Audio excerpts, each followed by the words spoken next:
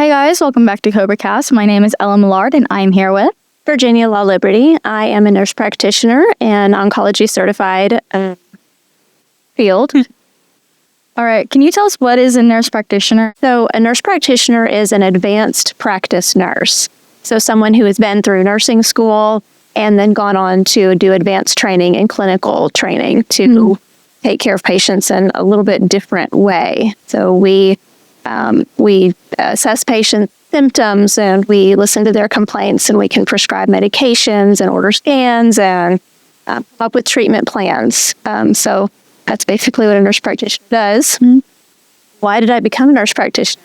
Well, I was working at a cancer center as a nurse, and patients would call in with questions, symptoms, and I just had this really deep curiosity about, how the providers made the decisions about how to manage those things. And I wanted to be able to provide those solutions for patients. That's probably, I would say, one of my favorite things about what I do is being able to help a patient's life be better. Yeah, and give them a little bit extra of knowledge than they would have. Absolutely. Yeah. Knowledge is power. Yeah, and I'm sure it's really tough to be a nurse and then be getting all these questions and ask the doctor. Well, one of our biggest roles is actually teaching. Yeah. And you don't really think of teaching when you think of healthcare, but we're patient educators. Yeah, that makes a lot of sense. And so why is it important to prioritize your... Well, especially in young people, and that's the main reason why I'm here today, is because I mainly take care of older patients, adult population, but I am a family nurse practitioner certified. And we're never going to cure chronic diseases as long as we're just treating them after they've occurred. Because it's very difficult to undo years of damage of not taking care of your body and not eating the right foods.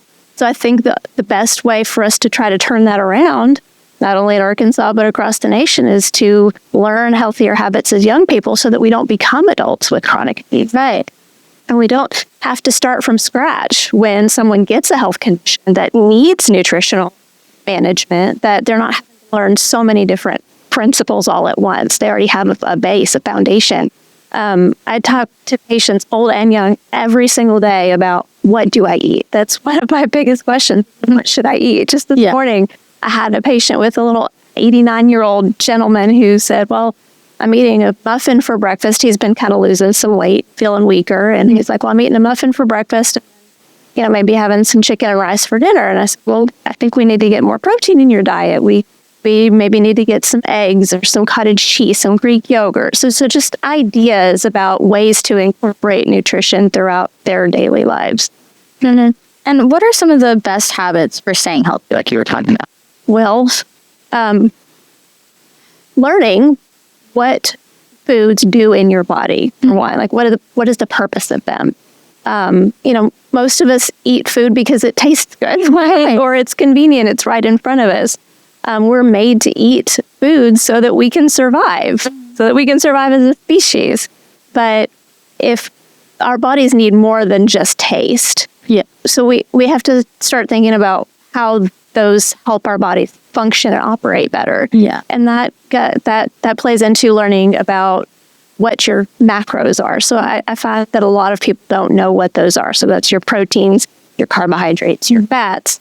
And hang on, can we cut this for just a second? You lost my train of thought. So macros. Right. I lost my train of thought. Go back to where I started at the beginning, because then I kind of went off on a rant there. I see this. I get really nervous. Ask me the question again. All right. So what are some of the best habits for staying healthy that you have? The habits. Okay. Nope, not there. That's why I had a list of no. I will say, when you were talking, I was kind of thinking about, I think a lot of people have kind of skewed notions about nutrition and how, what we eat. And, a lot of people are carbs are evil, and that it's no, carbohydrates are your body's. Yes, 100%. And so that's what it was that I was thinking of, is that protein is a big trend right now, right? But it's a trend for a reason. It's because most of the foods that are readily available for us to eat on the go, they don't have any protein in them. Yeah. So it's something that the majority of Americans, and especially teenagers, are deficient in, Yeah. are not getting enough of. And so that's why it's being so heavily emphasized right now. But it's really about balance. It's about getting enough of all of the things that you need. So balancing protein with carbohydrates, particularly about complex carbohydrates versus simple carbohydrates. Yeah. Of course, complex would be more like vegetables, sweet potatoes, fruits, apples, versus breads and pastas, white rice.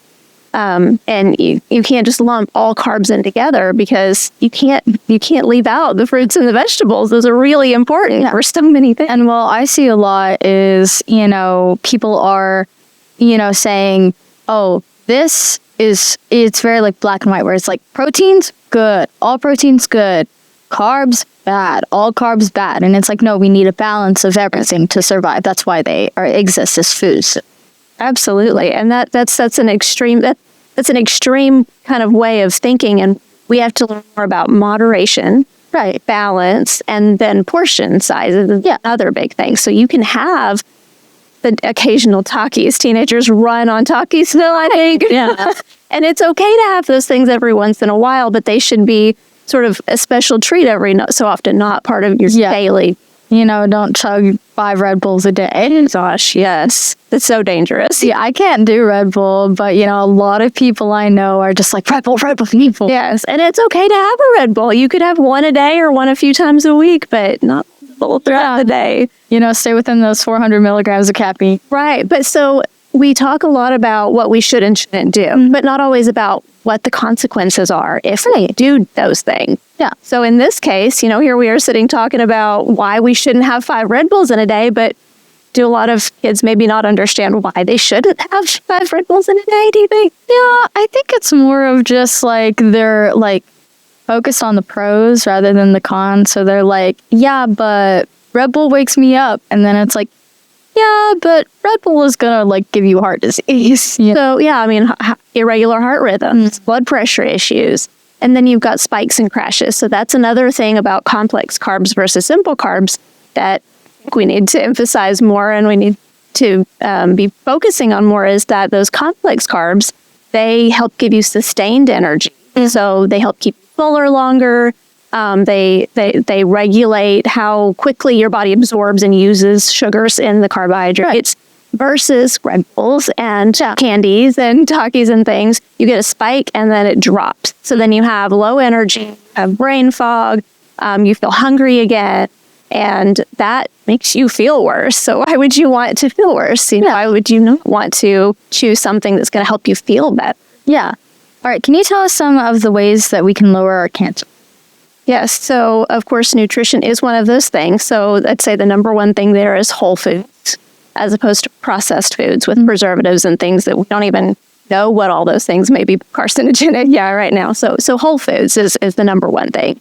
And then, of course, physical activity, exercise is very highly correlated to reducing cancer risk. And along that line, I've started a cancer foundation recently called Cancer Pals Foundation, and our focus is on helping provide a support network for cancer patients who are going through treatments, particularly older women. They were the ones that kind of tugged at my heart, who maybe their kids have moved out of state, and they're alone, and they don't have a support system. Some people will have a neighbor or church family, but there's so many people that go home and have no one to help them. Right. And so my goal with this is to help provide either funding to have someone that help do light health work and help them around the house, or for us to be able to provide volunteers and mentors and be able to go and spend time with them. And I know that's so helpful to those people, and it's such off their shoulder. It's very frustrating as a provider to see we have all these grants and programs and organizations and fundraising, research and all this stuff, but then patients still go home alone feeling confused and not understand. Not understanding and not having the support they need to live the best quality of life that they can with cancer diagnosis. But I said all of that to say that I'm having a fun run in June, the end of June, and that's going to be just kind of not like a 5K, but just kind of a way just to get people out and moving, make them aware of cancer prevention. So I want all of the fundraisers that we do to have something to do with cancer prevention. So in this case, it'll be movement, it'll be exercise. So physical activity, again, just kind of ran back into that. And then, of course, getting your screening. And different types of screenings are available for different types of cancers. The most high-risk cancers, are the most common ones: breast cancer, prostate cancer, lung cancer, colon cancer, all have screenings. And the reason that those are really important is because if you can catch a cancer early, you have a much better chance of a cure than if you catch it once it's advanced locally into the body or into other parts of the body. Yeah. It's called metastasis.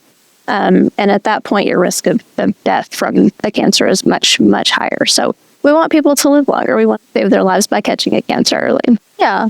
So do you have any advice for students just involving like just lifelong health? The number one thing I would say is take charge of your health. Make your choices intentional. Life is all about the small choices that we make. And that's, like I said, you may occasionally have the occasional talkie, but about balancing what your choices are throughout the week. You make thousands of choices in a day. Don't let life control you. Don't just let life happen to you. Right. Take charge, make those decisions to be proactive about your health. Think of your body as the house that you're building that you're going to live in for the rest of your life. It's not just about what you look like or even just about how you feel, but your health is going to affect things like your career, your finances, because, if you're sicker, you're going to have more costs. So there's so many things that your health can affect in the long run that people don't even think about or realize. So be proactive about your health for those reasons. And imagine if you were building this house with ramen noodles and toffees and spaghetti noodles, and then you had a bad storm. What would happen to that house? Right. So, right now you're building the foundation. Yeah. So that's really important that you build a firm foundation. All right. That's all I have today. Thanks a lot. Thank you, Ella.